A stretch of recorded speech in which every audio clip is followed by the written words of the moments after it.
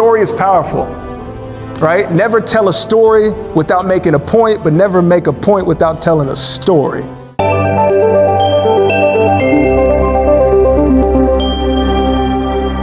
Experience fear when you speak. How many of you, by a show of hands, know that public speaking is fundamental to your industry, your career? By a show of hands. How many of you, by a show of hands, honestly speaking, experience a little bit of fear when we talk about public speaking? Raise your hand.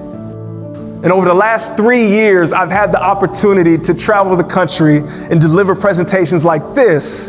And what I've picked up on is that there are certain patterns. There are certain patterns and certain skill sets that, if applied, can make a public speech amazing. If you follow these principles that we're going to talk about today, I don't care what industry you're part of. I don't care what work you're in. I don't care what year you are. I don't care how old you are. I believe if you apply these principles today, you can literally transform where you are and take the journey to where you want to be. Straightforward. I believe there's 3 principles, 3 A's of public speaking, 3 things that I wanted to leave you with today. And I believe if you take action on it, you're going to be like, oh my God, I'm glad I came. So number 1, authenticity engages. November 2017, I was afforded the opportunity to give my first TEDx talk. And man, can I tell you, I was excited. You got to imagine a young professional starting out, ready, 26 years old. And I want to make this very clear. So I'm thinking to myself, and what I used to do is when I prepare, I would give a talk at least 100 times before I give it. Write that down. I give it mentally, I give it out, I talk to people conversationally, in the shower. I'm like, okay, all right, I'm gonna do this, right? And I think to myself, PowerPoint or no PowerPoint? That's all I'm thinking. I'm like, okay, if I give this presentation, should I use the PowerPoint behind me? Should I just use me? Or should I use the PowerPoint?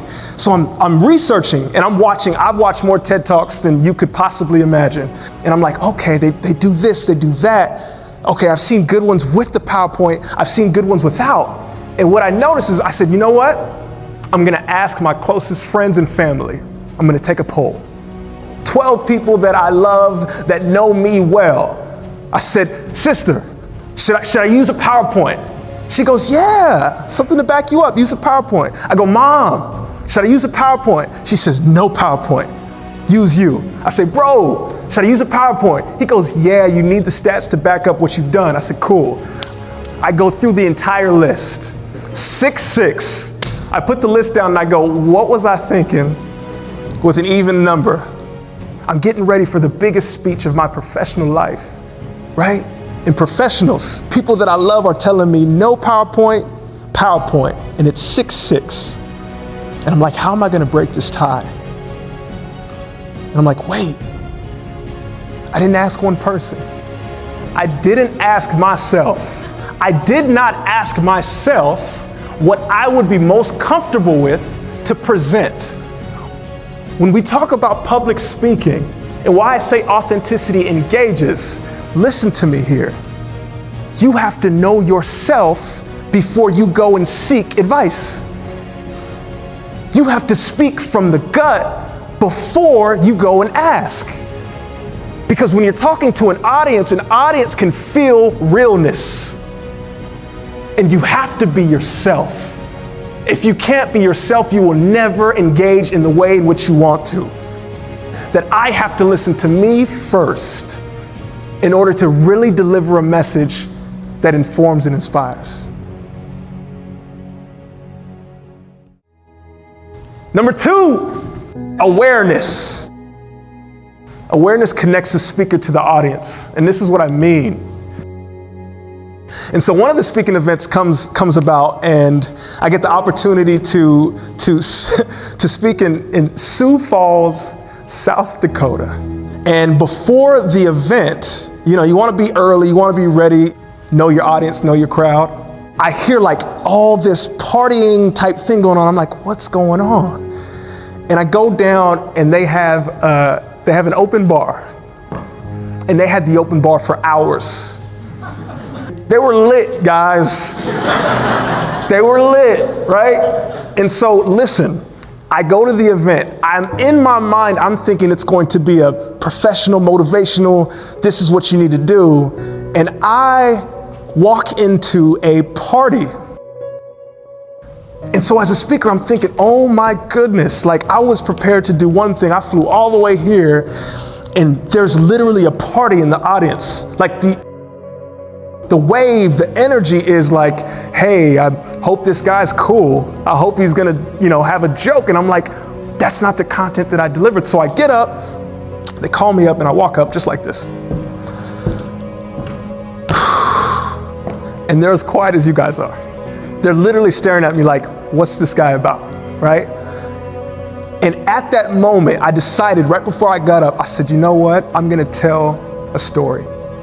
And I said, before I begin, I just wanna let you guys know I'm coming from Sacramento, and I hopped on the plane and I met an individual and we're chatting it up. And he thought I was going to give a presentation in Colorado.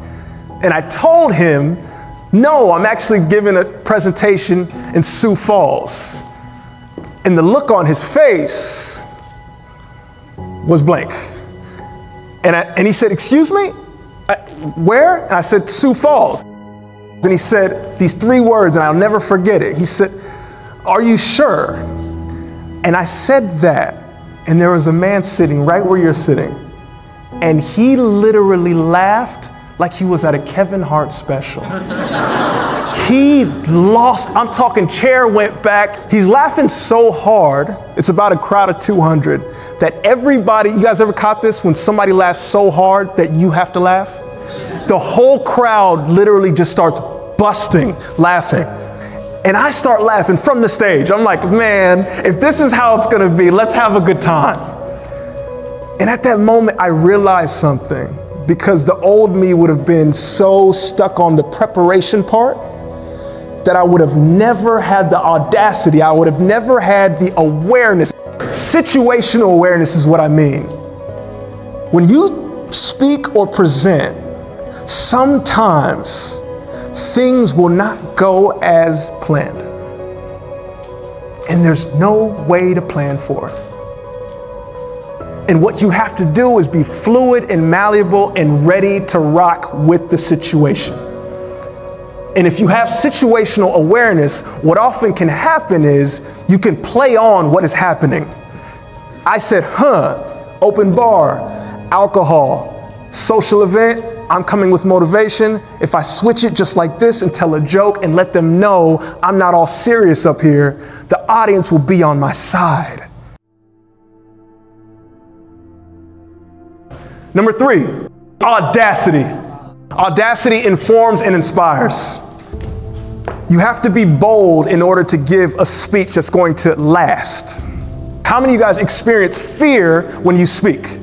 Fear of an opinion of other, fear of being criticized, fear of not being good enough, fear of tripping up on a word, fear of what you look like. We know that fear drives most of us. And I'm here to tell you that audacity is what you need. Boldness is what you need. If you want to deliver something and absolutely be transformative, I'm passionate about this. I believe this because I live this. I'm telling you, you have to be bold. You can't half step into your presentation. You have to be bold.